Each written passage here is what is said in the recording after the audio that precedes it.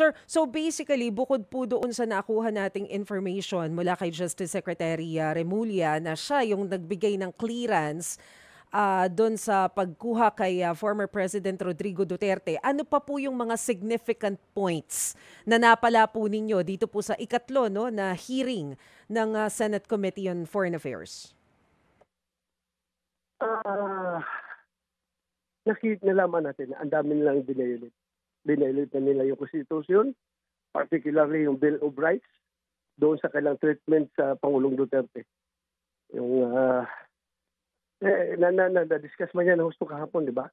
Kaya ito nga, minabuti ng ating committee mag-imbestiga para magkaroon tayo ng legislation kung paano i-regulate or i-control, paano tayo gagawa ng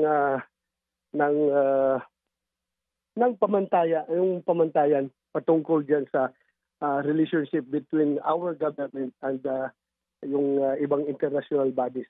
Opo. So, yan yung ating dapat magawa ng legislation, hindi yung nasa ko na lang, nasa at the discretion na lang ng Secretary of Justice kung anong gustong mangyari. Nasa discretion na lang ni General Torre kung i-violate niya ang batas o hindi.